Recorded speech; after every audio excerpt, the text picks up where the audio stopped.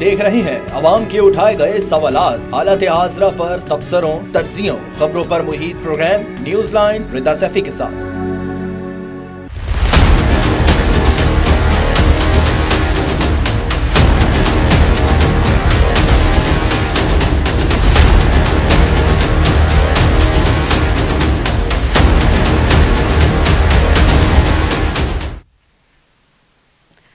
अस्सलाम वालेकुम, मैं हूँ रिदा सैफी। नाज़रीन, एक तरफ तो साइफर को सियासी मकसद के लिए इस्तेमाल करने पर 14 साल तक सजा हो सकती है, ऐसा कहना है वजीर कानून का। दूसरी जानिब अगर साइफर को कानूनी तौर पर इस्तेमाल करने की जहां बात हो रही है, वहीं पे कल हमने एक बड़ा तफसीली प्रोग्राम किया था जिसपे सुप्रीम कोर्ट बार के जो नायब सदर है वो भी थे और हमने कानूनी आईनी पहलुओं को भी जांचा था और सियासी मंजरनामे पे भी उस पर बात की थी।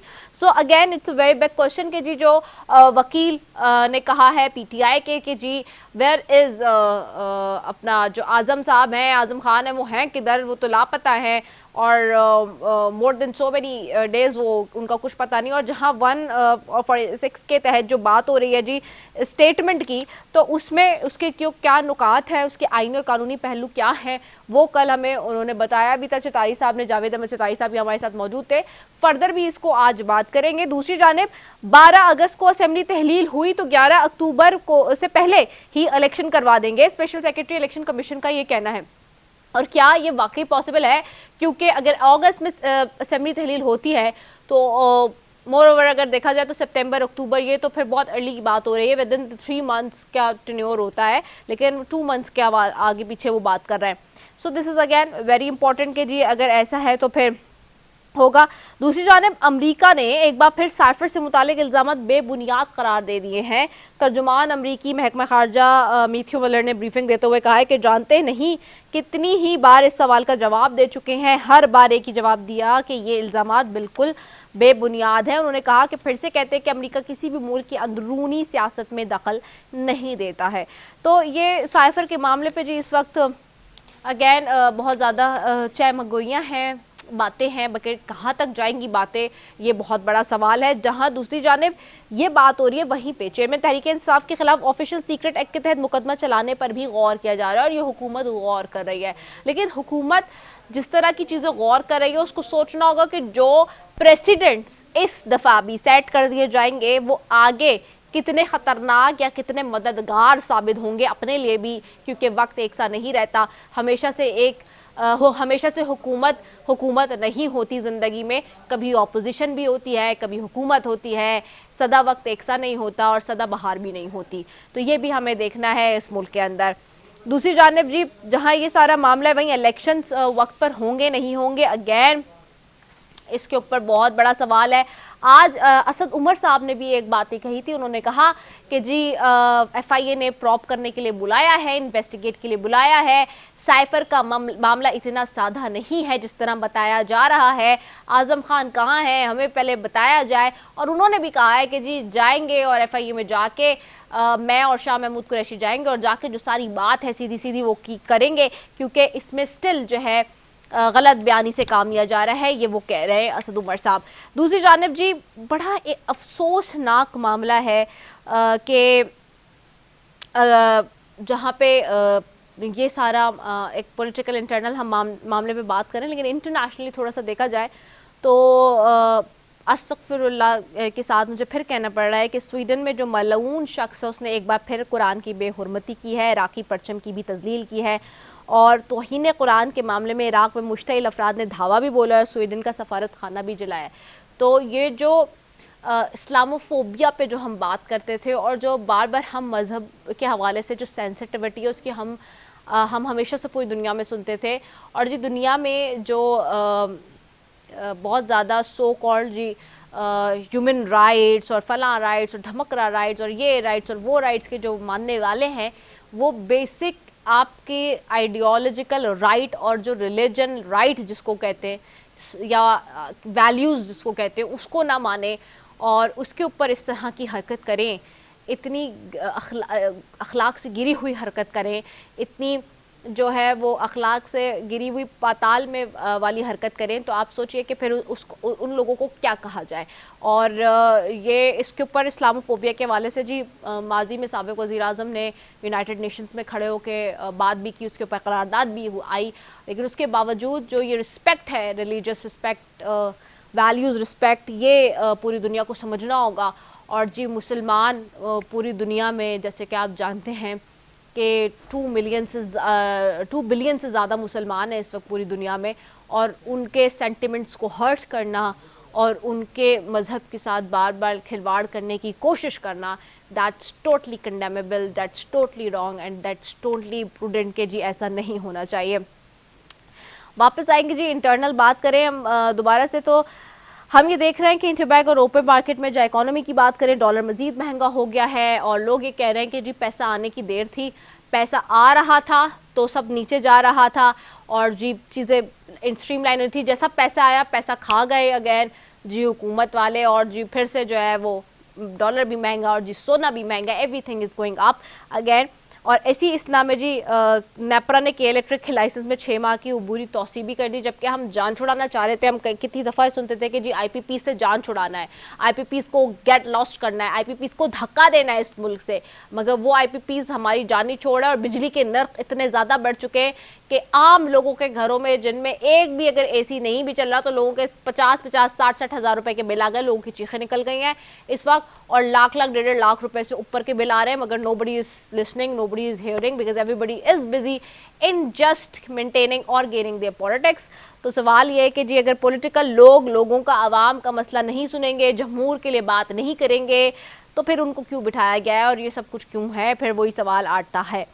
اور اگین پوری قوم کو مبارک ہو کہ جی دوسری جانب منی لانڈرنگ ریفرنس میں احتساب عدالت نے شہباز شریف اور حمزہ شہباز صاحب کو بری کر دیا ہے. تو دیز آر دا تھنگس جس کے اوپر آج ہم بات کریں گے. جی سب سے پہلے میرے ساتھ اسٹوڈیو میں موجود ہیں آغا مسعود صاحب ہیں, سینئر تجزیہ کار ہیں, سر آپ کو خوش آمدید کہتی ہوں. میرے ساتھ جوائن کریں گے سینیٹر بہرامند تنگی صاحب ہیں, پاکستان پیپلز پارٹی کے رہنما ہیں, آپ کو خوش آمدید کہتی ہوں. طاہرہ اورنگزیب صاحبہ ہیں, ایم این اے ہیں مسلم لیگ نون سے, آپ کو بھی خوش آمدید کہتی ہوں. آپ تینوں معزز مہمانوں کا شکریہ. سینیٹر بہرامند تنگی صاحب آپ کی طرف آؤں گی. سینیٹر صاحب یہ اسپیشل سیکرٹری الیکشن کمیشن آج کہہ رہے ہیں جی کہ اگر 12 اگست کو اسمبلی تحلیل ہوئی تو 11 اکتوبر سے پہلے الیکشن کرا دیں گے. سو الیکشن ہوتے ہوئے واقعی آپ لوگوں کو بھی ٹائملی نظر آ رہے ہیں, ول تو سب سے زیادہ پیپلز پارٹی کی ہے اس وقت کہ ٹائملی الیکشن ہو جائے, مگر اس میں کون کون سے مشکلات اور ہڈلز ہیں جو آپ دیکھ رہے ہیں, فورسی کر رہے ہیں؟ بسم اللہ الرحمن الرحیم. رضا, پاکستان پیپلز پارٹی کی ہمیشہ ایک سٹینڈ رہی ہے اور پیپلز پارٹی نے اور لیڈرشپ نے اس مقصد کے لیے بہت بڑی قربانیاں دی ہیں کہ اسمبلیاں اپنی مدت پوری کرے اور پھر الیکشن وقت پہ ہو. ہمارا سٹینڈ کل بھی یہ تھا, آج بھی ہیں. ہم الیکشن کے لیے تیار کل بھی تھے, آج بھی ہیں, اور ہم سمجھتے ہیں کہ الیکشن وقت پہ ہو اور ٹرانسپیرنٹ الیکشن ہو, اور تاکہ کل کوئی ایسی پارٹی اس پہ انگلی نہ اٹھا سکے. اس لیے کہ اگر اسمبلی اپنی مدت پوری نہیں کرتے ہیں 1-2 دن, تو میں سمجھتا ہوں کہ جس مقصد کے لیے پاکستان پیپلز پارٹی محنت کرتی ہیں تو وہ محنت ضائع ہو جائے گی. تو پیپلز پارٹی کے سٹینڈ یہ ہے کہ وقت پہ پورا کرے اسمبلیاں اور وقت پہ الیکشن ہو. جہاں تک سیکرٹری الیکشن کمیشن کے سٹیٹمنٹ کا تعلق ہے تو 11 اکتوبر مینس کے 2 مہینے یعنی 60 ڈیز قانونی ٹائم ہے کہ اگر اسمبلی اپنی مدت پوری کرتے ہیں تو 60 ڈیز, اور اگر اسمبلی اپنی مدت سے 1 دن بھی پہلے آپ ڈیزالو کرتے ہیں تو پھر 90 ڈیز. تو میں سمجھتا ہوں کہ 60 ڈیز کے لیے یہ نہیں ہے کہ پارٹیاں ابھی جب اسمبلیاں ڈیزالو ہو جائے تو پھر اسی دن سے وہ الیکشن کمپین شروع کرتے ہیں.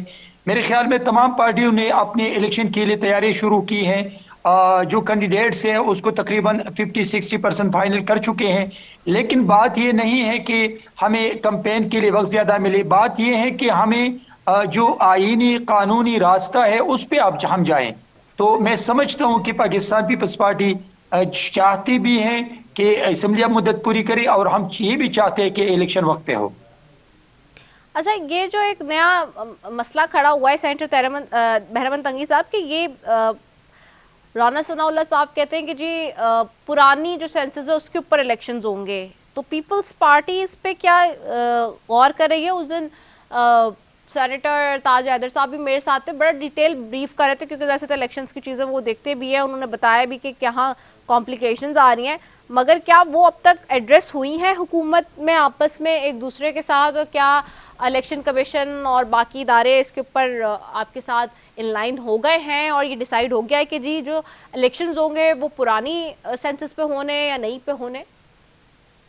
دیکھیے رضا, اگر ہم 2023 سینسس کو لیتے ہیں, سامنے رکھتے ہیں, اور اگر وہ سینسس کمپلیشن کی طرف نہیں پہنچ سکتی ہیں اور ہم الیکشن اس وجہ سے ڈیلے کرتے کہ ہم الیکشن کریں گے 2023 کے سینسس سے, لیکن 2023 کے سینسس جو ہے وہ ابھی کمپلیٹ نہیں ہو چکے ہیں, حلقہ بندیاں پوری نہیں ہے, ابھی ہمیں ٹائم چاہیے. تو میرے خیال میں جس سینسس سے, جو 17 کے سینسس سے 2018 کے الیکشن ہوا تھا, تو میں سمجھتا ہوں کہ پھر ہمیں اس کی طرف جانا پڑے گا مجبوراً. بے شک اس پہ ریزرویشن بھی ہے, آبزرویشن بھی ہے, اور ساتھ میں دیکھیں کچھ گیلی شکوے بھی ہیں, لیکن ابھی اگر فرض کریں ہم اس طرف نہیں جاتے ہیں کہ اگر ہم 2017 کے سینسس میں گیپس ڈیفیشنسیز کو دیکھ کے ہم 23 کے الیکشن پہ 2023 کے سینسس پہ جانا چاہتے ہیں لیکن وہ ابھی کمپلیٹ نہیں ہو رہی ہے, تو ہمیں ٹائم چاہیے, 1 سال چاہیے. تو میں سمجھتا ہوں کہ یہ ایک صحیح میسج نہیں ہے. اسی وجہ سے پاکستان پیپلز پارٹی سمجھتی ہے کہ اسمبلیاں بھی اپنی مدد پوری کریں, وقت پہ الیکشن بھی ہوں, اور آنے والے جو حکومت ہے ہر ایک آدمی کو حق ہے, لیکن میں سمجھتا ہوں کہ as a foreign minister Bilawal Bhutto Zardari صاحب کا جو رول تھا 1 سال اور 2 مہینے, تو میں سمجھتا ہوں کہ اس نے ایک کنسٹرکٹیو, ایک وائٹل رول پلے کیا, اور پاکستان کو ہمسائے ممالک کے ساتھ اور پوری دنیا میں جو ایکس پرائم منسٹر نے اس کو ڈیمیج کیا تھا, ڈسٹرائی کیا تھا, پاکستان کے امیج کو بہت بڑا نقصان پہنچایا تھا, پاکستان کے اداروں کو نقصان پہنچایا تھا. As a foreign minister, prime minister جب وہ دوسری کنٹری کے وزٹ پہ جاتا تھا تو وہاں پہ پاکستان کے بدنامی کے سوا کوئی بات ہی نہیں تھی. تو میں سمجھتا ہوں کہ ہر ایک آدمی نے اپنا اپنا حصہ ڈالا, پرائم منسٹر نے اپنا ایک رول پلے کیا, فارن منسٹر نے پوری دنیا کا وزٹ کر کے پارٹی کو ٹائم نہیں دیا, لیکن پاکستان کی ڈگنیٹی کے لیے, پاکستان کی سالمیت اور بقا کے لیے, پاکستان کی عزت کے لیے اس نے 1 سال 2 مہینے گزار دیے اور بہت اچھا رول پلے کیا. تو اگر آپ مجھ سے پوچھیں تو میں کہوں گا کہ انشاءاللہ بلاول بھٹو زرداری صاحب will be the next prime minister of Pakistan. لیکن ہر ایک آدمی کو حق ہے کہ جس نے زیادہ سیٹیں لی ہے اس کی حکومت بنے گی, لیکن پاکستان کی جو مشکلات ہے, میں سمجھتا ہوں جیسے میری لیڈر 2008 میں بھی جناب آصف علی زرداری صاحب نے کنسنسس کا نعرہ لگایا تھا کہ ملک کو مشکلات سے دوچار ہے, میاں صاحب کو اس نے دعوت دی, اس کو حکومت میں شامل کروایا. تو میں سمجھتا ہوں کہ ایک پارٹی کا کام نہیں ہے, بلکہ پارٹیاں مل کے انشاءاللہ کریں گے, لیکن لیڈ کرنے والا کون ہوگا, مجھ سے اگر آپ پوچھیں گے تو انشاءاللہ بلاول بھٹو زرداری صاحب پرائم منسٹر ہوگا. اچھا ٹھیک ہو گیا. آغا مسعود صاحب آپ کی طرف آؤں گی, بڑی امپورٹنٹ چیزیں ہیں جی. ایک طرف 12 اگست کو اگر اسمبلی تحلیل ہونے کی بات ہو جاتی ہے تو جی کہا جا رہا ہے, فورسی کیا جا رہا ہے کہ جی 12 اکتوبر سے پہلے الیکشن ہو جائیں گے, یہ اسپیشل سیکرٹری الیکشن کمیشن کہہ رہے ہیں. ظفر اقبال صاحب نے ایک تقریب میں خطاب میں کہا, کیا یہ جوش خطابت میں کہہ دیا ہے یا واقعی کروا سکتی ہے کیپیسٹی نظر آ رہی ہے, کیونکہ ابھی تو سینسس پہ لڑائی ہے جی, کہ پرانی سینسس, نئی سینسس, یہ سینسس, وہ سینسس, کون سی سینسس؟ جی دیکھیے رضا, آئی ایم ویری گریٹفل کہ you invited me in your program. دیکھیے بات اصل یہ ہے کہ جو موجودہ حکومت ہے اس کی نیتی نہیں ہے کہ الیکشنز کروائیں. یہی وجہ ہے کہ یہ پورے معاشرے میں کنفیوژن کریٹ کر رہے ہیں. ابھی جو اسٹیٹمنٹ آیا ہے which is being supported by the president government, اس میں یہ کہا ہے کہ 2017 کے سینسس سے پہ الیکشنز ہوں گے. اچھا, اس کے بعد یہ کہ ایم کیو ایم کا پورا وفد کیا, انہوں نے ملاقات کی پی ایم صاحب سے, اور انہوں نے اپنے جو اعتراضات تھے, تحفظات کا لفظ استعمال میں سمجھتا ہوں نہیں کرنا چاہیے, اعتراض کا لفظ استعمال کیا, انہوں نے اعتراضات کیے کہ یہ قسم کی چیزیں ہیں. تو پرائم منسٹر صاحب نے سنا ہے, لیکن میں یہ سمجھتا ہوں کہ ان تمام چیزوں کے باوجود بھی, چاہے ایم کیو ایم ہو یا کوئی جماعت اسلامی ہو, یہ جو لوگ ہیں اس سے اتفاق نہیں کرتے. کیونکہ دیکھیے اب بھی میں سمجھتا ہوں کہ جو سینسس 2023 کے ہیں وہ مکمل ہو گئے ہیں, اور ان کو معلوم نہیں ہے کہ یہ مکمل ہو گئے اور آسانی سے کرائے جا سکتے ہیں. لیکن کیونکہ دیکھیے نیتی نہیں ہے, دیر از اے نو ول ہی نہیں ہے الیکشن کرانے کی. اب مجھے بتائیے کہ انٹرن گورنمنٹ جو ہوتی ہے کانسٹیٹیوشن کے تحت 3 ماہ کے لیے آتی ہے, اور the role of the interim government is actually to conduct the fair and transparent elections. اگر وہ 60 دن ہوں گے تو وہ تو کانسٹیٹیوشنلی بھی مطلب یہ کہ بات غلط ہے, جو کہ ہونا نہیں چاہیے. تو چنانچہ اب آپ اندازہ لگائیے, ایک طرف تو انٹرن گورنمنٹ ہے, دوسری طرف سینسس کا مسئلہ ہے, تیسری طرف یہ ہے کہ بھائی یہ جو الیکشن کمیشن ہے یہ بھی بائسڈ ہے, اس کے بارے میں مستقل لوگ کہتے ہیں یہ بائسڈ الیکشن کمیشن. تو آپ مجھے بتائیں کہ پھر اگر الیکشن ہو بھی جاتے ہیں اور کس طریقے سے ہوں گے تو پھر ایک ایسا طبقہ ضرور پاکستان میں ابھرے گا جو ان الیکشنز کو نہیں مانے گا. Again turmoil, again friction, again conflict. تو یہ کانفلکٹ اور فرکشن جو ہوگا یہ پاکستان کی ترقی کے لیے ممکن نہیں ہوگا. اور میں سمجھتا ہوں کہ پولیٹیکل پارٹیز میں وہ جو ہم آہنگی ہونی چاہیے کہ آئندہ کوئی بھی حکومت بنے وہ اس کو یکسوئی سے کام کرنے کا موقع ملے, وہ بھی رضا نہیں مل سکے گا. کیونکہ دیکھیے آنیسٹی نہیں ہے, مطلب یہ کہ سوچ, لوگوں کی سوچ میں آنیسٹی نہیں ہے. وہ چاہتے ہیں کسی طریقے سے آپ پاور کو گریب کر لیں کسی مینوپولیشن کر کے, اور پھر اس کے بعد یہ کہ الیکشن میں سمجھتا ہوں کہ ہمیں جس طرف جا رہے ہیں ہم اچھی طرف نہیں جا رہے ہیں. ہم دوبارہ ایک ایسے تصادم کی طرف جا رہے ہیں کہ جو میرا خیال ہے کہ پاکستان کے لیے اچھا نہیں ہوگا, پاکستان کی سیاسی پارٹیوں کے لیے اچھا نہیں ہوگا, اور پاکستان کے استحکام کے لیے اچھا نہیں ہوگا. They should think over it. اور ہمیشہ یاد رکھیے کہ انٹرم گورنمنٹ کو جو ہے نا ٹائم 3 مہینے کا ملنا چاہیے. وہ اس 3 مہینے کے دوران جو ہے نا وہ سفر کریں گے, دنیا بھر سے مبصر آئیں گے, وہ ملیں گے منسٹر سے, بات کریں گے, اور پورے صوبے میں جائیں گے پاکستان کے, اور سوچیں گے کہ کس طریقے سے یہ الیکشنز ہو رہے ہیں. یہ ساری چیزیں جو ہیں بہت امپورٹنٹ ہیں. کسی کی خواہش ہو کہ فلاں آدمی وزیر اعظم بن جائے وہ تو خواہش ہو سکتی ہے, لیکن عوام کی بھی خواہش ایک الگ ہے. عوام کیا چاہتے ہیں؟ عوام کی تو حالت یہ ہے کہ ان کے پاس کھانے کے پیسے نہیں ہیں. عوام کی حالت یہ ہے کہ وہ یہ جو IMF کے ہاتھوں پاکستان کی جو خود مختاری ہے, جو اکنامک انڈیپینڈنس ہے پاکستان کی, وہ بیچ دی گئی ہے. اب آپ کیا کر لیں گے؟ آپ کا اسٹیٹ بینک بھی جو ہے وہ آپ کے قبضے میں نہیں ہے. پھر یہ کہ آپ کوئی پالیسی بنا نہیں سکتے. تو آپ مجھے بتائیے ان حالت میں آپ الیکشن کرا رہے ہیں اور اس کے بعد بھی لوگوں کو دھوکہ دے رہے ہیں کہ ہم 60 دن میں کرا دیں گے. اچھا پھر الیکشن کرائیں گے کون سی پولیٹیکل پارٹیز آئیں گی؟ پھر یہ ساری چیزیں جو ہیں بڑی امپورٹنٹ ہیں. دیکھیے پاکستان میں جو سب سے بڑا مسئلہ ہے, ایک تو بجلی کا, گیس کا, ایگریکلچر جو ٹیکس لگنے والا ہے. دیکھیے 6-7 چیزیں ایسی IMF نے کی ہیں جو انہوں نے ایگری کر لیا ہے. انہوں نے پاکستان کو فروخت کر دیا IMF کے ہاتھ, اور اب پاکستان اس IMF کے چنگل سے نکل ہی نہیں سکتا. آپ 23 مرتبہ گئے ہیں IMF کے پاس, کبھی ایسا مطلب ایگریمنٹ نہیں ہوا جو موجودہ حکومت نے ایگریمنٹ کیا ہے IMF کے ساتھ. We are leading to disaster. کیا عوام کا اب انفلیشن دیکھ لیجئے, فوڈ انفلیشن دیکھ لیجئے. رضا آپ اس سے اتفاق کرتی ہیں 48% فوڈ انفلیشن ہے. کس طریقے سے لوگ سروائیو کریں گے؟ کیسے؟ جو لو انکم گروپ کے لوگ ہیں وہ تو بیچارے مطلب یہ کچھ ایک وقت کا کھانا کھا رہے ہیں. پھر اس کے بعد جو مزدور ہیں, محنت کش ہیں, غریب ہیں, کسان ہیں, ان کو کیا مل رہا ہے؟ کچھ بھی نہیں مل رہا. پھر جب آپ زرعی ٹیکس لگائیں گے تو آپ کہاں کھڑے ہوں گے؟ ویسے بھی آپ کی زراعت جو ہے سکڑ رہی ہے نا. اس کے بعد آپ اس پر ٹیکس لگا رہے ہیں. آپ لگائیں گے تو, اور نہیں لگائیں گے تو IMF کہے گا ٹھیک ہے ہم اپنا وڈرا کرتے ہیں. اس وقت بھی IMF آپ سے $7.2 بلین آپ مقروض ہیں IMF کے. کب دیں گے آپ اس کو؟ پھر ٹوٹل ملا کے $45 بلین ہوں گے. کہاں سے لے کر آئیں گے؟ پھر وہی UAE, پھر وہی سعودی عرب, وہی اگین کشکول, وہی بھیک مانگیں گے آپ, اور شرم بھی نہیں ہے آپ کو. تو ظاہر ہے کہ اس طریقے سے ملک نہیں چلا کرتے. میں آپ سے ریکویسٹ کر رہا ہوں آپ کے تھرو کہ دیکھیے لوگ سوچیں, جذباتی نہ بنیں. دیکھیے جس طریقے سے ملک جا رہا ہے اس کو سنبھالنے کی کوشش کریں. اور سب سے بڑا آسان طریقہ جو میری سمجھ میں آتا ہے وہ یہ ہے کہ آپ IMF کے ان پروگرام پہ تو عمل کریں جس پہ انہوں نے کہا ہے کہ ہنرمند لوگوں کو آپ ایکسپورٹ کریں, لیکن باقی چیزوں پر آپ دوبارہ ان سے کہیں ریویو پٹیشن بھی ہوتا ہے, ریویو کریں. اگر آپ نے ریویو نہیں کیا تو آپ یقین کریں کہ آپ سانس بھی نہیں لے سکیں گے اپنے پالیسیز بنانے میں. ٹھیک ہو گیا.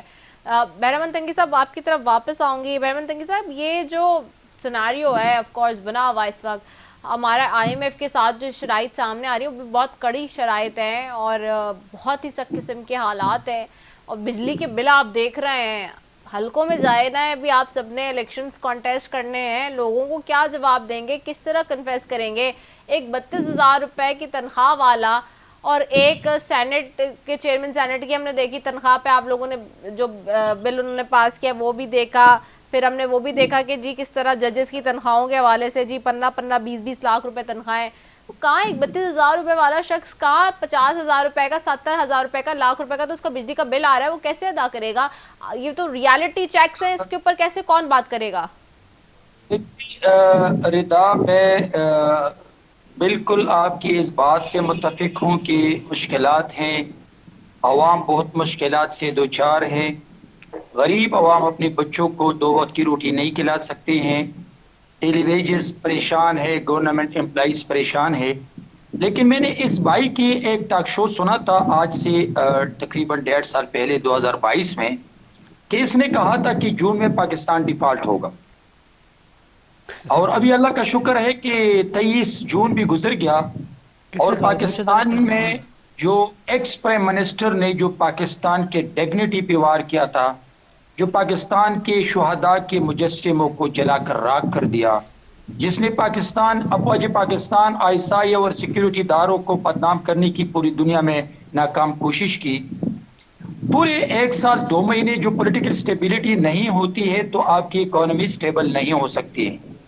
تو میرے اس ساتھی نے جو بہت اچھی تقریر کر کے کہ یہ ہوگا الیکشن نہیں کرے گا، 60 دن میں الیکشن نہیں کرے گا، میں اس کے سامنے ایک سینیٹر پاکستان پیپلز پارٹی کا بیٹا ہوں، اور میں کہہ رہا ہوں کہ پاکستان پیپلز پارٹی کی سٹینڈ ہے کہ اسمبلی ابھی اپنی مدت پوری کرے اور وقت پہ الیکشن ہو، لیکن یہ میرے سامنے کہہ رہے کہ وہ سیریس ہی نہیں ہے۔ میرے چیئرمین کہہ رہے کہ وقت پہ الیکشن ہو، میری لیڈر جناب آصف علی زرداری صاحب کہہ رہے کہ اسمبلی اب مدت پوری کر کے وقت پہ الیکشن ہو۔ تو میں اپنے اس بھائی سے پوچھنا چاہتا ہوں کہ آپ کون سا علم ہے آپ کے پاس کہ آپ دلوں سے خبردار ہیں؟ دیکھیے، پالیٹکس ڈسکس کرنا اور پالیٹکس کرنے میں زمین آسمان کا فرق ہے بھائی صاحب۔ بھائی دیکھیے آپ جو بھی ہیں، مجھے اس سے کوئی تعلق نہیں ہے، لیکن یہ میرے ویوز ہیں۔ آپ دیکھیے، ایک بات سنیے، یہ میرے ویوز ہیں، آپ کچھ بھی ہوں، آپ میری بات سنیے، آپ بار بار مجھ سے آپ مخاطب ہیں تو آپ میری بات سنیے نا، آپ مجھ سے مخاطب ہیں، میری بات سنیے، آپ میری بات کیوں نہیں سن رہے؟ آپ مجھ سے مخاطب ہیں، آپ میری بات سنیے۔ اچھا، آپ اگر بات کرتے تو پھر مجھ سے آپ بات نہیں کر سکتے ہیں، مجھ سے زیادہ بات کرنے والا نہیں، آپ سنیں پھر میں آپ کو سن لوں گا، میں آپ کو فلور دوں گا۔ اچھا، آپ سنائیے، آپ بات کیجئے آپ۔ بات یہ نہیں ہے، بات یہ کہ اس وقت بھی اگر ایک آدمی سمجھتے کہ انفلیشن ہے تو یہ مجھے بتائیں کہ 2018 میں انفلیشن 3.50 تھا اور پھر 3 سال کے بعد 20 پہ پہنچ گیا، تو اس وقت یہ بھائی کیوں نہیں بولے تھے؟ بھائی بات یہ ہے کہ ہم سمجھتے ہیں پاکستان پیپلز پارٹی اور اس وقت جو اتحادی جماعتیں ہیں، کسی بھی ٹاک شو پہ، کسی بھی فورم پہ ہم نے یہ نہیں کہا تھا کہ یہاں جو مہنگائی ہے تو برطانیہ میں اتنی ہے، امریکہ میں اتنا ہے، چائنا میں اتنا ہے، نہیں، ہم کمپیئر نہیں کرتے، ہم سمجھتے ہیں کہ ہاں ہے، لیکن یہ سب چیزیں کس کی وجہ سے ہیں؟ اس آدمی کی وجہ سے جو 9 مئی کے بعد اس نے پاکستان کو بدنام کرنے کی ناکام کوشش کی، اس نے مختلف اینگلز پہ، مختلف چینلز پہ بیٹھ کر پاکستان کو بدنام کرنے کی ناکام کوشش کی، اس نے افواج پاکستان کے شہداء کو گالی دی، اس نے میرے جناح ہاؤس پہ اور کور کمانڈر ہاؤس کو جلا کے راکھ کر دیا ہے۔ اس بندے نے 1 مہینے اور 3 سال جو ڈیموکریٹک پروسیس کے ذریعے اس کو وزیر اعظم ہاؤس سے نکال کے باہر کیا، اس نے آج تک جو کچھ کہہ رہے ہیں وہ پاکستان کی بدنامی کے باعث بنتی ہے۔ لیکن ان تمام مشکلات کے باوجود جو بجٹ پیش کیا ہم نے، اس بجٹ میں جو اس نے 4 سالوں میں امپلائیز کو ریلیف نہیں دیا تھا، ریٹائرڈ ملازمین کو ریلیف نہیں دیا تھا، جو پرائیویٹ سیکٹر میں کام کرنے والے بچوں کو، لوگوں کو، اس کو ریلیف نہیں دیا تھا، اس مشکل بجٹ میں بھی ہم نے اس کو ریلیف دیا۔ اور ہماری کوشش یہ ہے کہ پیپلز پارٹی عوامی بجٹ پہ یقین رکھتے ہیں، اس لیے کہ ایک عوامی جماعت ہے اور ہم سمجھتے ہیں کہ ہم اپنی ذمہ داری سے بھاگتے نہیں ہیں، ہم کہہ رہے ہیں، ایکسپٹ کرتے ہیں کہ مشکل ہے، لیکن اگر آپ یہ بات کرتے ہیں کہ یہ پارٹیاں ان کو شرم نہیں آتی اور یہ الیکشن میں دلچسپی نہیں لیتے ہیں، تو پاکستان پیپلز پارٹی نے تو 17 MNAs کے ساتھ اپوزیشن کر کے ہم الیکشن میں گئے ہیں، ہماری حکومت کو 18 مہینے کے بعد ختم کر کے ہم نے پاکستان کو جلانے گراؤ کی بات نہیں کی تھی، ہم نے پاکستان کو 3 حصوں میں تقسیم کرنے کی بات نہیں کی تھی، بلکہ ہم الیکشن میں گئے تھے اور ہم نے الیکشن کنٹیسٹ کر کے اسی وقت 45 ہندسے سے دائرہ کار کے کہ یہ 45 سیٹ لیں گے۔ تو پاکستان پیپلز پارٹی کی سوچ ڈیموکریٹک سوچ ہے، ہم عوامی یقین رکھتے ہیں، ہم جمہوری نظام کو مضبوط دیکھنا چاہتے ہیں اور مضبوط جمہوری نظام کے لیے گڑی خدا بخش میں میری لیڈرشپ کی 4 قبریں ہیں، وہاں پہ ہزاروں ورکر کی قبریں ہیں، ہم نے بہت بڑی قربانیاں دی ہیں جمہوری نظام کے لیے، اور ابھی بھی ہماری لیڈرشپ، ہماری ورکر کوشش کرتے ہیں کہ ہم جمہوریت کو مضبوط کریں، اس جمہوریت میں جو عوام کو فائدہ ہو، ادارے مضبوط ہو، ادارے اپنے مینڈیٹ میں کام کریں، لیکن تقریر کرنا ٹاک شو پہ آ کے بہت آسان کام ہے۔ اچھا دیکھیے، بات سنیے، آپ کی بات ہو گئی آپ کی، آپ کی بات ہو گئی نا, ہو گئی. اب آپ مجھے موقع دیں, آپ جی اب مجھے موقع دیں. دیکھیے بات ہے جو آپ بات کر رہے ہیں نا, یہ آپ کا اوپینین ہو سکتا ہے, یہ آپ کے خیالات ہو سکتے ہیں, کیونکہ آپ پیپلز پارٹی سے متعلق ہیں. اس بات پر کسی کو اعتراض بھی نہیں ہونا چاہیے کہ ٹھیک ہے آپ بول رہے ہیں, بالکل آپ کو بولنے کا کہ میں تو ایک اکیڈمک گفتگو کر رہا تھا, میں جو اس وقت پاکستان کی صورتحال ہے اس پہ بات کر رہا تھا. آپ جذباتی ہو رہے تھے. بھائی آپ جو پیپلز پارٹی کی اگر حمایت کر رہے ہیں تو اچھی بات ہے, آپ کو کرنی چاہیے. لیکن میں تو بتا رہا تھا کہ دیکھیے آئی ایم ایف کے ساتھ آپ نے جو معاہدہ کیا ہوا ہے, تھوڑے دن کے بعد آپ کو معلوم ہوگا کہ اس کے اثرات کتنے خطرناک ہیں, اور پھر آپ کو معلوم ہوگا کہ واقعی ہمارے عوام جن کی ہم بہتری کے لیے سوچتے ہیں, دیکھیے جو سیاستداں ہوتے ہیں وہ عوام کی خدمت کے لیے آتے ہیں, اور اگر آپ آئی ایم ایف کے ہاتھوں میں آپ کے ہاتھ پیر باندھ دیے جائیں اور ساری پالیسیز جو ہے آئی ایم ایف بنائے گا, تو اس سلسلے میں پھر آپ کیا کر سکیں گے؟ کیا پولیٹیکل پارٹی جو ہے وہ بیچارے اپنا رول ادا کر سکیں گے؟ اب یہ جو موجودہ حکومت یہ جو باقاعدہ ایگریمنٹ کر کے آئی ہے, اور بار بار پی ایم صاحب کہہ رہے ہیں کہ ہم اس ایگریمنٹ کو باقاعدہ تسلیم کرتے ہیں اور اس ایگریمنٹ کے ساتھ دیں گے, تو چنانچہ آپ مجھے بتائیے پھر آپ کیسے آپ کہیں گے کہ بھائی اکنامک ڈیولپمنٹ کیسے ہوگا, کس طریقے سے اسٹیبلٹی آئے گی؟ جب تک اسٹیبلٹی نہیں آئے گی تو اکنامک ڈیولپمنٹ نہیں ہوگا. میرے یہ پوائنٹ ہے, میں کسی پولیٹیکل پارٹی کے بارے میں نام ہی نہیں لیا میں نے تو ایک جنرل بات کی ہے کہ بھائی لوگوں کی سوچ کی ہے, کیونکہ ظاہر ہے کہ بھائی میں بھی تو کالمسٹ ہوں, میں بھی تو پاور کوریڈور میں رہ چکا ہوں, میں بھی منسٹر رہ چکا ہوں, ایسی بات نہیں ہے. لیکن سمجھنے کی بات یہ ہے کہ ہم کیا کہہ رہے ہیں, ہم خدا نخواستہ کسی پارٹی کے خلاف نہیں ہیں.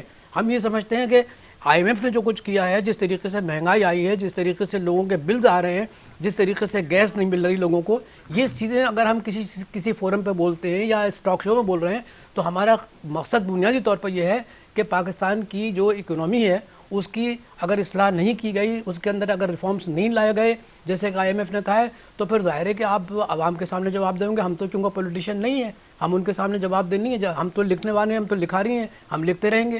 آپ کا کام ہے عوام کے سامنے آپ جائیں گے, ہم تو نہیں جائیں گے. یہ ہے میرا موقف. رائٹ. اچھا میں واپس سے آؤں گی آپ کی طرف.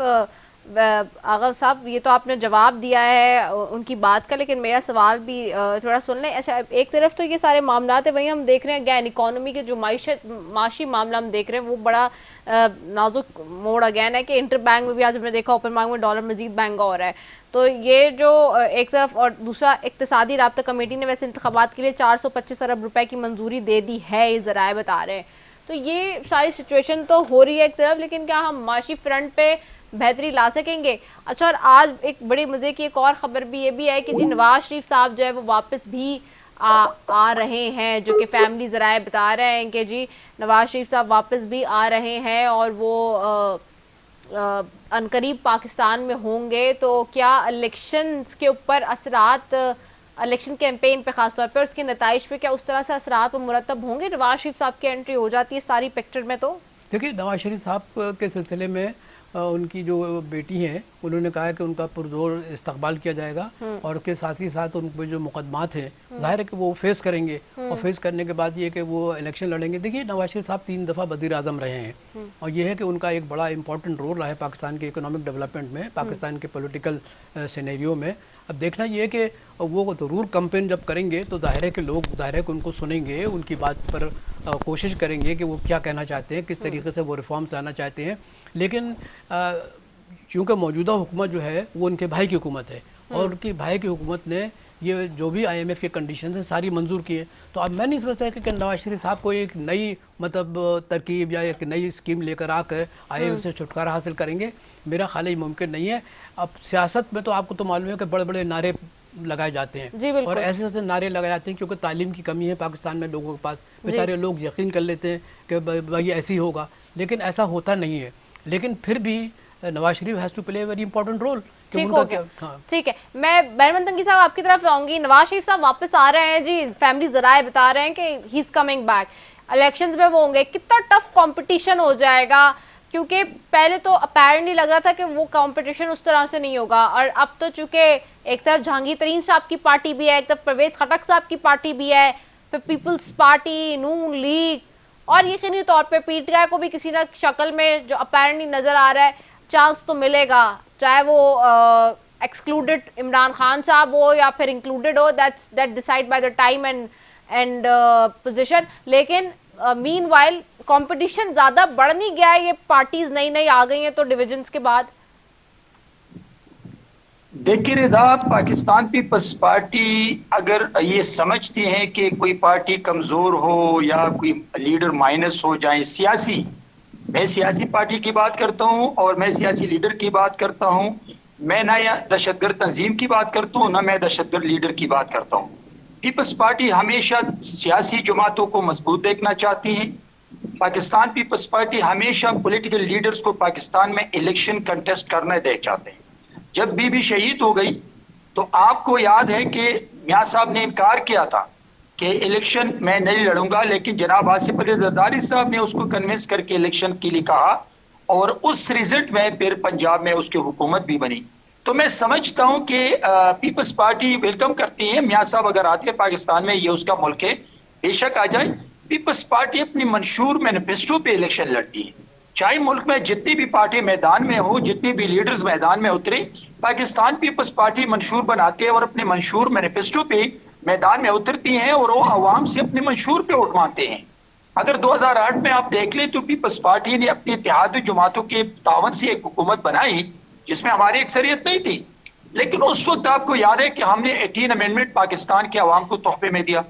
1973 कॉन्स्टिट्यूशन को आप देख लें कि हमने बाकी जमातों के तावन से इस मुल्क को शेख जुल्फ़िकार अली भुट्टो ने एक तोहफा दिया। तो हम चाहते हैं कि कंसेंसस हो, हम चाहते हैं कि जमातें मिलकर मुल्क को मुश्किलात से निकाले। तो मैं समझता हूं कि मियां साहब का भी हक है, और अगर जहांगीर तरीन ने पार्टी बना दी, परवेज खटक ने पार्टी बना दी और वो समझती है कि हमारे अंदर ताकत है, हम आवाम को कुछ दिखा सके और हम वोट लेते, उनका भी हक है। लेकिन पीपल्स पार्टी कभी भी इस सोच में नहीं रहते कि कोई माइनस हो, कोई पार्टी कमजोर हो, किसी पार्टी पे पाबंदी हो सियासी पार्टी पे और हम इलेक्शन जीते। हम पाकिस्तान के 24 करोड़ अवाम के वोट पर यकीन रखते हैं और हम अपने मंशूर और मैनिफेस्टो पे यकीन रखते हैं कि पीपल्स पार्टी का मंशूर अवामी मंशूर होता है। पीपल्स पार्टी की हुकूमत अवामी हुकूमत होती है जिसमें इदारे मजबूत हो, जिसमें अवाम की खिदमत हो। ठीक हो गया। अच्छा, मैं आपकी तरफ आऊंगी। आगा साहब, कितना इंतखाबात में जो है कंपटीशन देख रहे हैं, क्योंकि अब पार्टीज भी ज़्यादा हैं। एक तरफ परवेज खटक साहब हैं, पार्टी बनाकर आ गए, एक तरफ जो है वो जहांगीर तरीन साहब हैं, पार्टी बनाकर आ गए। नई नई पार्टियों के आने से क्या लग रहा है, माहौल कैसा होगा? देखिए, एक तो पूरी जो माशरा है ना वो तकसीम हो रहा है, और ये जो माशरे की तकसीम है ये बहुत अच्छी बात नहीं है, ये एक अच्छी अलामत नहीं है। इससे सियासी क़ुव्वत जो है ना वो कमज़ोर होती है। फिर दूसरी बात ये है कि जो आवाम के मसाइल हैं, आपको मालूम है कि आबादी बड़ी तेज़ी से बढ़ रही है, फिर जो आवाम के मसाइल हैं वो इतने गहरे हैं कि उनको हल करने के लिए बड़ी यकसुई की ज़रूरत होती है। कोई एक पॉलिटिकल पार्टी पाकिस्तान के सियासी माशी मसाइल को हल नहीं कर सकती। एक कोलिजन हो सकता है, एक मिलजुल के बात हो सकती है, अलाइंसेस बन सकते हैं, जो कि पॉलिटिकल पार्टीज में होता रहता है। इंडिया में तो बड़ा आम है ये चीज़ें। तो मैं ये अर्ज़ कर रहा हूँ कि ये जितनी भी पॉलिटिकल पार्टी बारे से वजूद में आ रही हैं, इसकी वजह से सोसाइटी तकसीम हो रही है, और ये सोसाइटी तकसीम होगी। सियासत के दौरान जब एक दूसरे के ख़िलाफ़ बातें होंगी तो नफ़रतें बढ़ेंगी, अदावतें बढ़ेंगी, वो पाकिस्तान के इस्तेहकाम के लिए बहुत ही बुरी चीज़ होगी। डिवीजन लग रहा है या फिर कंपटीशन लग रहा है? कंपटीशन नहीं लग रहा। देखिए, कंपटीशन तो उस सूरत में होता है जो पॉजिटिव है। देखिए, पॉजिटिव होता है कंपटीशन, पॉजिटिव होता है। ये कंपटीशन नहीं है, ये बाकायदा सोसाइटी डिवाइड हो गई है। जब इलेक्शन होंगे तो इसके कोई किसी के लिए गेन होगा इसमें, अच्छा, या ये लूजिंग ही लूजिंग लग रहा है? देखिए, मुझे तो देखिए, मैंने आपसे अर्ज़ किया कि जब माशरा टूटता है या माशरे के अंदर जो क़ुव्वत ख़त्म होती है, तो मुझे जो इस डिवीज़न से क़ुव्वत ख़त्म हो रही है, और जब क़ुव्वत ख़त्म होगी तो ज़ाहिर है कि आपके पास दो मसाइल हैं। आपका पहला मसला ये है कि कैसे पॉलिटिकल स्टेबिलिटी पैदा की जाए। दूसरा मसला अब ये है कि जब पॉलिटिकल स्टेबिलिटी आएगी तो इकोनॉमिक स्टेबिलिटी आएगी। तो ये चीज़ें जो मुझे नज़र आ रही है वो मुझे होती हुई नज़र आ नहीं रही, क्योंकि ये अदावतें बढ़ेंगी। और मतलब ये कि आपको मालूम है कि यहाँ के लोग बड़े जज्बाती होते हैं, और जब जज्बाती अंदाज से गुफ्तगू होगी तो अदावतें बढ़ेंगी, लोगों में नफ़रतें बढ़ेंगी। और मैं समझता हूँ कि पाकिस्तान इस वक्त जिस दौराहे से गुजर रहा है, ना अदावतों का मुतम्मिल हो सकता है, ना नफ़रतों का मुतम्मिल हो सकता है। पाकिस्तान को एक यकसुई पॉलिटिकल मतलब ये कि माहौल चाहिए। अगर ऐसा माहौल पाकिस्तान को मिल जाता है, जिसके लिए हम दुआ कर सकते हैं, हम तो ज़ाहिर है कि पॉलिटिशियन नहीं है, लेकिन हम दुआ कर सकते हैं, लिख सकते हैं, उनको एक किस्म की रोशनी दे सकते हैं। लेकिन जब तक कि इस किस्म की डिवीज़न आएगी, मैं समझता हूँ कि पाकिस्तान के अंदर पॉलिटिकल और इकोनॉमिक स्टेबिलिटी आ ही नहीं सकती। और थोड़ी बहुत अगर वो रोशनी थी वो IMF ने छीन लिया आपसे। ठीक हो गया। बैरमन तेंगी साहब, सेंटर साहब, आपकी तरफ लास्टली, कंपटीशन लग रहा है अच्छा, हेल्दी, یا پھر پیپلز پارٹی پر امید ہے کہ نہیں جی ہمیں کوئی ڈیمیج نہیں ہوگا جتنی بھی پارٹیز آ جائیں ایکسٹرا؟ دیکھیے آپ کو یاد ہے کہ پاکستان میں تو ہمیشہ ایک طرف پیپلز پارٹی کے لوگ ہیں اور باقی اینٹی پیپلز پارٹی کے لوگ ہیں، بھٹو کے فالوورز ہیں اور اینٹی بھٹو کے لوگ ہیں۔ تو پیپلز پارٹی اگر 10 پارٹی بن جائے 20 پارٹی بن جائے ہم تو ویلکم کرتے ہیں، لیکن پیپلز پارٹی کے ووٹ پر اور پیپلز پارٹی کے نظریات پہ کبھی اثر نہیں پڑا ہے۔ ہاں مشکل ہے، کبھی کبھی پارٹیوں پہ مشکل وقت آتا ہے، تنظیمی مشکلات آتی ہے، کچھ اور بھی غلطیاں ہوتی ہے جس سے پارٹی حکومت میں زیادہ اکثریت سے نہیں آتی ہے، لیکن پیپلز پارٹی چاہے 17 مہینے 145 مہینے ہو یا 120 مہینے کے ساتھ ہو اتحادی جماعتوں کے دعوت سے حکومت میں آتے ہیں۔ ہم نے اپنے منشور پہ کام کیا اور 2008 کا مثال میں آپ کو دیتا ہوں کہ پاکستان کی تاریخ میں سب سے زیادہ لیجسلیشن ہو چکی تھی، اس لیے کہ ہم نے اپوزیشن لیڈر کو اس کا مقام دیا تھا، ہم نے اپوزیشن جماعت کی لیڈرشپ کو ہمیشہ اعتماد میں لیا تھا۔ پرائم منسٹر جہاں بھی جاتے تھے تو وہ پارلیمنٹ میں آ کے پارلیمنٹ میں تمام اپوزیشن لیڈرشپ کو، تمام اپوزیشن جماعتوں کو اعتماد میں لے کر اس ملک کو میسج دیتا تھا کہ میرے ساتھ پیپلز پارٹی کے لوگ نہیں ہیں بلکہ میرے ساتھ پورا پارلیمان اور پارلیمان کے ساتھ پورا ملک ہے۔ تو میں سمجھتا ہوں کہ چاہیے ہیلتھی کمپٹیشن ہونا چاہیے، لیکن جب مینیفیسٹو کی بات آتی ہے، جب منشور کی بات آتی ہے، جب پروگرام کی بات آتی ہے، تو میں سمجھتا ہوں کہ اللہ کا لاکھ لاکھ شکر ہے کہ پاکستان کا منشور، پاکستان کا مینیفیسٹو اور پروگرام ہمیشہ ملک کے مضبوط اداروں کی ضمانت ہوتی ہے، ملک کے عوام کے لیے ہوتا ہے۔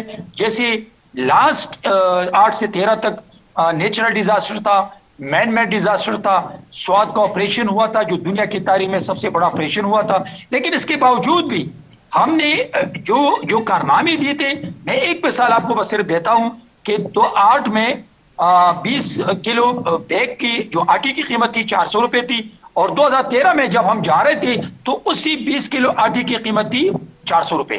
تو میں سمجھتا ہوں کہ فلڈ کے شکل میں، نیچرل مین میڈ ڈیزاسٹر کے شکل میں، دہشت گردی کے شکل میں بھی ہم نے کوشش کی کہ لجسٹک قانون سازی زیادہ ہو اور عوام کے لیے مشکلات نہ ہو۔ ٹھیک ہو گیا، بہت شکریہ سینٹر بیرمن تنگی صاحب آپ کا، آغا مسعود صاحب آپ کا، آپ دونوں معزز مہمانوں کا بہت شکریہ۔ ناظرین، آئندہ آنے والے دنوں میں الیکشن کتنی جلدی ہوگا یا ڈیلے ہوگا، اور نئی پارٹیز کے آنے سے اوورآل الیکشن پروسیجر پہ اور پاکستان کی ڈیموکریسی پہ کس طرح کے اثرات مرتب ہوں گے، یہ بہت بڑا سوال ہے۔ یہی سوال چھوڑے جاتے ہیں، اسی کے ساتھ اپنی میزبان رضا صفی کو دیجیے اجازت۔ پاکستان زندہ باد۔